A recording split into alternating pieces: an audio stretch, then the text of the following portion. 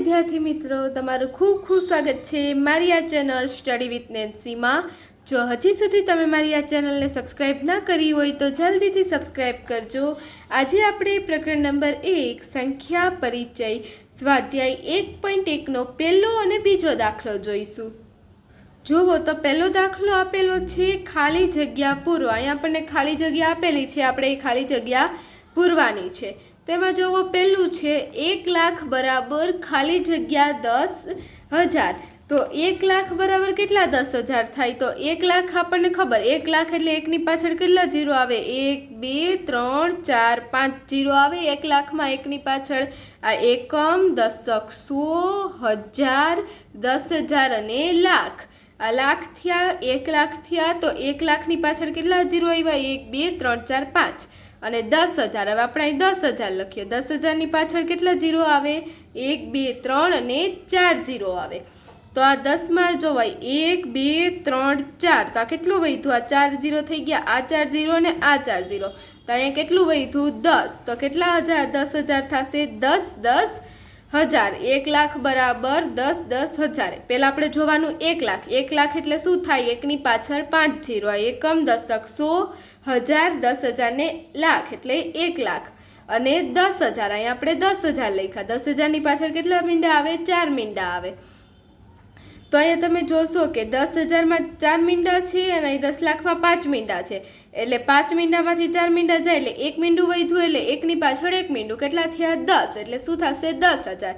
કેમ કે આપણે 10 વાર 10,000 થાય એટલે 1 લાખ થાય। એનો મિનિંગ શું થાય? 10 વાર 10,000 થાય એટલે 1 લાખ થાય। એટલે 10,000 ગુણ્યા 10 કરીએ એટલે કેટલા આવે? 1 લાખ આવે। 10,000 ગુણ્યા 10 કરીએ એટલે 1 લાખ આવે। એવી જ રીતે બીજો દાખલો આપેલો છે 1 મિલિયન બરાબર ખાલી જગ્યા 100,000। 1 મિલિયન, 1 મિલિયન એટલે કેટલા થાય? 10 લાખ। આપણે 1 મિલિયન એટલે કેટલા થશે? 10 લાખ થશે। તો આ લાખ એટલે 10 લાખની પાછળ કેટલા એ જીરો આવે? 1 2 3 4 ને 5 અને 6 આવશે। લાખની પાછળ 5 જીરો આવે એટલે 10 લાખની પાછળ કેટલા આવશે? 6 જીરો આવશે। 1 2 3 કેટલા થઈ ગયા? એકમ, દશક, સો, હજાર, લાખ અને 10 લાખ કેટલા થઈ ગયા? 10 લાખ થયા, એટલે 10 લાખ એટલે કેટલા થાય? 1 મિલિયન। તો 1 મિલિયન બરાબર કેટલા? 100,000। તો આ 100 અને 1000, આ 100 અને આ પાછળ 3 મીંડા એટલે 1000। 100 અને 1000, તો 1 મિલિયન 1 મિલિયન એટલે 10 લાખ। 10,000, 10 લાખ બરાબર કેટલા? 100,000। તો અહીં તમે જોશો 100 અને 1000 કેટલા મીંડા થયા? 1 2 3 4 5, તો અહીંથી 1 2 3 4 5 મીંડા જાય, તો આ કેટલા વધ્યા? 10। તો કેટલા 100,000 થશે? 10,100,000। એટલે એનો મિનિંગ શું થાય? 10,100,000 થાય ત્યારે 1 મિલિયન થાય। હવે છે સી। તેવી જ રીતે સી આપેલો છે 1 કરોડ બરાબર ખાલી જગ્યા 10 લાખ। 1 કરોડ કેટલા 10 લાખ થાય? તો 1 કરોડ થાય 1 કરોડ। તો 1 કરોડની પાછળ કેટલા મીંડા આવશે? 10 લાખની પાછળ 6 આવે, તો 1 કરોડ પાછળ કેટલા આવશે? 7 મીંડા આવશે। 1 2 3 4 5 6 અને 7, આ એકમ, દશક, સો, હજાર, 10,000, લાખ, 10 લાખ ને આ કરોડ, એટલે આ 1 કરોડ થયા। 1 કરોડ અને 10 લાખ, તો અહીંયા આપણે 10 લાખ લખીએ। 1 2 3 4 5 6, એ કેટલા? 6 પાછળ આપણે કેટલા મીંડા મૂકશું? 6 મીંડા મૂકશું। 1 2 3 4 5 6, તો અહીંયા તમે જોશો 1 2 3 4 5 ને 6, તો આમાંથી આપણે 6 મીંડા કાઢી લઈએ એટલે કેટલા વધશે? 10। તો આમાં પણ શું આવશે? આપણો જવાબ 10 જ આવશે। એટલે 1 કરોડ બરાબર કેટલા લાખ થશે? 10 લાખ થશે। એટલે 10 વાર 10 લાખ થાય ત્યારે 1 કરોડ થાય। તમને આમ આવડે તો જુઓ 10 લાખ છે એને ગુણ્યા આપણે 10 કરીએ એટલે શું આવે? આપણો જવાબ 1 કરોડ આવે। આ 6 મીંડા અને આનું 1 7મું મીંડું એટલે કેટલા થઈ જશે? 7 મીંડા 1 કરોડ। એવી જ રીતે હવે પૂછેલું છે 1 કરોડ બરાબર ખાલી જગ્યા મિલિયન। જેવું પેલું ઉપર પૂછેલું છે એ જ છે, એ મેં પહેલાં પણ કીધેલું છે, આપણે બીજા દાખલામાં જોયું। 1 મિલિયન એટલે કેટલા થાય? 10 લાખ। મૂકો 1 મિલિયન બરાબર કેટલા થશે? 1 મિલિયન બરાબર 10 લાખ। 1 મિલિયન બરાબર 10 લાખ થાય। તો અહીંયા એ જ છે કે 1 કરોડ બરાબર ખાલી જગ્યા મિલિયન, તો કેટલા આવશે? 10 મિલિયન આવશે। મિલિયન એટલે 10 લાખ, એટલે આપણે 10 લાખ લખ્યા હતા અને આ 1 કરોડ એટલે કેટલા ઘટ્યા એમાં 10 વાર. આમાં 7 મીંડા છે અને આમાં 6 મીંડા છે, એટલે 7માંથી 6 જાય એટલે 1 મીંડું પાછળ આવે, એટલે શું થશે 10 મિલિયન. 1 કરોડ એટલે 10 મિલિયન. પછી એવી જ રીતે ઈ આપેલું છે 1 મિલિયન બરાબર ખાલી જગ્યા લાખ. 1 મિલિયન બરાબર કેટલા લાખ થશે? 10 લાખ. આખડી જ મેં આપણે કીધું કે 1 મિલિયન બરાબર કેટલા લાખ થાય? 10 લાખ થાય. હવે જોવો એવી જ રીતે બીજો પ્રશ્ન આપેલો છે, યોગ્ય રીતે અલ્પવિરામ મૂકો અને સંખ્યા લખો. બીજો પ્રશ્ન છે, આપણે અહીંયા જે સંખ્યા આપેલી છે શબ્દમાં આપેલી છે, આપણે એને સંખ્યામાં લખવાનું છે અને એમાં અલ્પવિરામ પણ મૂકવાના છે. તેમાં જુઓ પહેલું છે 73,75,307. 73 લાખ, 73 એટલે 73, 73 લાખ. લાખ પછી અલ્પવિરામ આવે, પછી 75,000, 75,000 એટલે 1000 પછી પણ અલ્પવિરામ આવશે 300.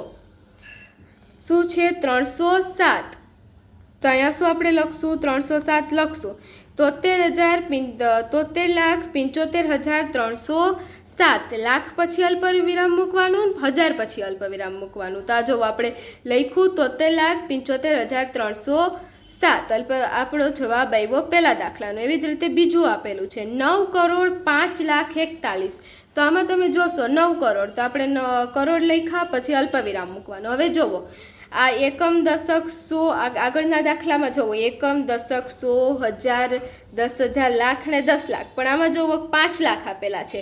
દશક 10 લાખનું સ્થાન આપેલું નથી, 5 લાખ છે, એટલે આપણે લાખની જે જગ્યા હોય ને આપણે શું લખશું? 5 લખશું.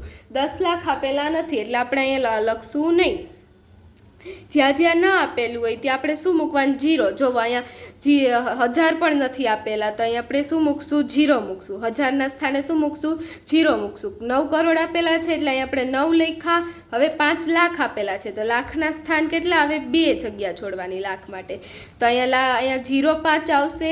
પછી 1000ની સંખ્યા જ નથી આપેલી એટલે આપણે અહીંયા શું લખશું? 0 0. જ્યાં આપણને આપેલું ના હોય, લખેલું ના હોય ત્યાં આપણે શું મૂકવાનું? 0 0 મૂકવાનું. 41. હવે 100નું સ્થાન પણ નથી આપેલું એટલે અહીંયા 0 41. તાને શું વચાય?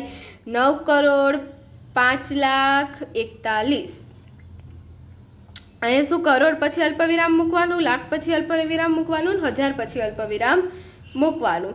એવી જ રીતે સી આપેલું છે 7,52,21,302. તો 7 કરોડ લખશું પહેલા, પછી 52 લાખ. કેટલા? 52 લાખ 52. પછી 21,000, 21,000, 1000ના સ્થાને 21 લખશું. પછી અલ્પવિરામ, કરોડ પછી અલ્પવિરામ મૂકવાનું, પછી લાખ પછી અલ્પવિરામ મૂકવાનું, પછી 1000 પછી અલ્પવિરામ મૂકવાનું, પછી 302 લખશું. એ પાછળ 302. તો આપણા સીનો જવાબ આવ્યો. એવી જ રીતે જોવો ડી આપેલો છે 58,423,202. તો હવે જોશો આમાં જો મિલિયન આપેલું છે, તો જ્યારે મિલિયન આપેલું હોય ને તો ત્યારે તે કઈ પદ્ધતિ હોય? આંતરરાષ્ટ્રીય સંખ્યા પદ્ધતિ હોય. જે આપણને ઉપર લાખ, કરોડ આપેલા હતા એ આપણી ભારતીય સંખ્યા પદ્ધતિ હતી. જેમાં મિલિયન આવે એ કઈ છે? આંતરરાષ્ટ્રીય સંખ્યા પદ્ધતિ. તો આંતરરાષ્ટ્રીય સંખ્યા પદ્ધતિમાં લખીએ ને ત્યારે આપણે 3 સંખ્યા પછી અલ્પવિરામ મૂકવાનું આવે. તો પહેલાં 58 મિલિયન લખી લઈએ, 58 પછી અલ્પવિરામ. પછી હવે 423,000, તો અહીં 423,000 હવે અલ્પવિરામ મૂકવાનું. 3 સંખ્યાએ અલ્પવિરામ મૂકવાનું.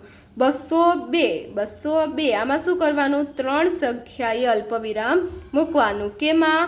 આપણે જ્યારે મિલિયન કે એવી કોઈ સંખ્યા આપેલી હોય આંતરરાષ્ટ્રીય પદ્ધતિમાં, જ્યારે મિલિયન આપેલું હોય ત્યારે આપણે 3 અલ્પવિરામ મૂકવાના. એ કઈ પદ્ધતિ થાય? આંતરરાષ્ટ્રીય પદ્ધતિ થાય. તો આ 58 મિલિયન આપણે 58 લખ્યા. પછી 423,000, આ 423,000ના સ્થાને લખ્યા 202, આ 202. પછી એવી જ રીતે ઈ આપેલો છે 23,30,010. તો 23 લાખ, આ પાછી આપણી ભારતીય પદ્ધતિ આવી ગઈ. 23 લાખ એટલે 23, પછી લાખ પછી અલ્પવિરામ, પછી પાછા 23,000. અને હવે જોવો 100ના સ્થાને આપેલું નથી એટલે અહીંયા આપણે 0 લખશું અને પછી 10. એટલે અહીંયા લાખ પછી અલ્પવિરામ, 1000 પછી અલ્પવિરામ, પાછળ 3 સંખ્યા.